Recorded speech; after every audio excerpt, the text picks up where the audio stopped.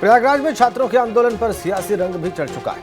छात्रों के आंदोलन में अब सपा विधायक पल्लवी पटेल की एंट्री हो चुकी है।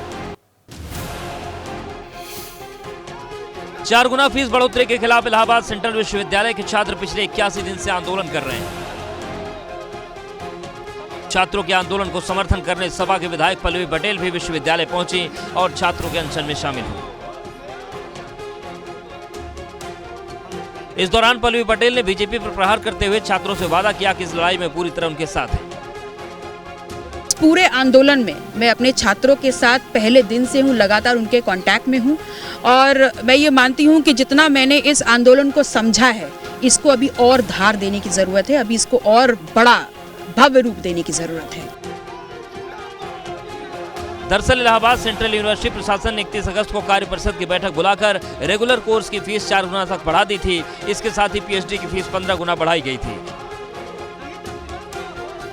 इसके विरोध में विश्वविद्यालय के छात्र लगातार आंदोलन कर रहे हैं। छात्रों ने 5 सितंबर को आमरण अनशन शुरू किया था, जो अब तक जारी है। प्रॉपर्टी विवाद में पड़ोसी महिला का घर फूंकने के मामले में विधायक इरफान सोलंकी की जमानत अर्जी पर कानपुर में सुनवाई। जहां केस डायरी और सीडी न होने की वजह से अगली सुनवाई 1 दिसंबर तक टल गई है। सरकारी वकील ने कोर्ट से तथ्यों को परखने के लिए और वक्त मांगा।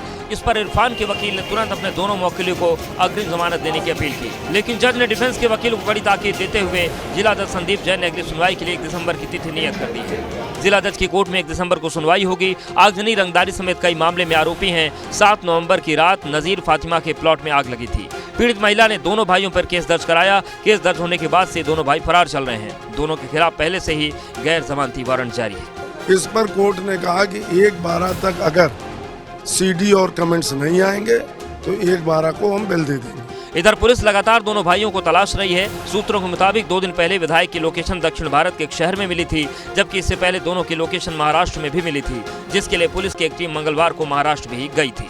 अग्रिम जमानत के लिए इरफान सोलंकी और उनके भाई रिजवान सोलंकी के लिए एक अगली डेट दी गई है 1 दिसंबर की। 1 दिसंबर को फिर से सुनवाई होगी। लखीमपुर खीरी में दलित बहनों से रेप के बाद हत्या के केस को लेकर खूब वादे हुए थे, लेकिन उन वादों की हकीकत क्या है, ये आप भी जानेंगे तो हैरान हो जाएंगे।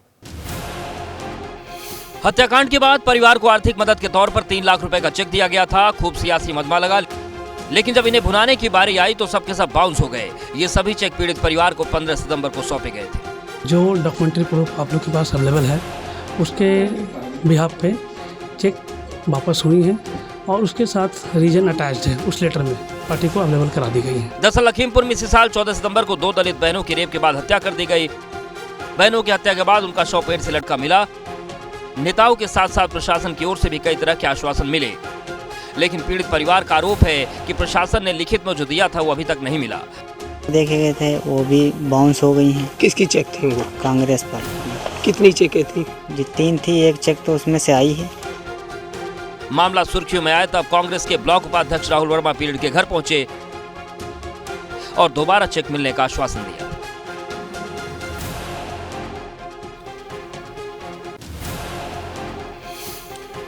तो जो दवा आपकी सेहत को सुधारती है, वो दवा आपकी जिंदगी को बचाती है। उस दवा को लेकर एबीपी गंगा की पड़ताल में एक चौंकाने वाला तथ्य सामने आया है।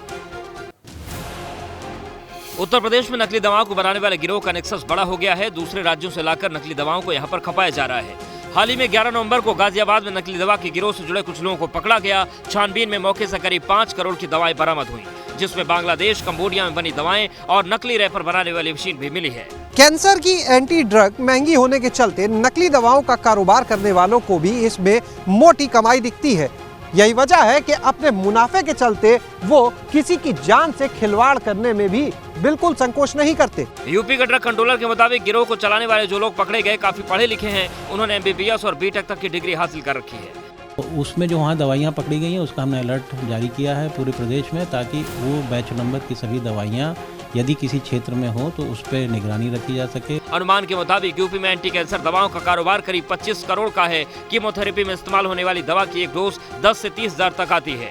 औषधि विभाग के सूत्रों की माने तो सिर्फ गाजियाबाद और आगरा ही नहीं, बल्कि लखनऊ के रास्ते भी इन दवाओं को प्रदेश के अलग अलग हिस्सों तक पहुँचाया जा रहा है।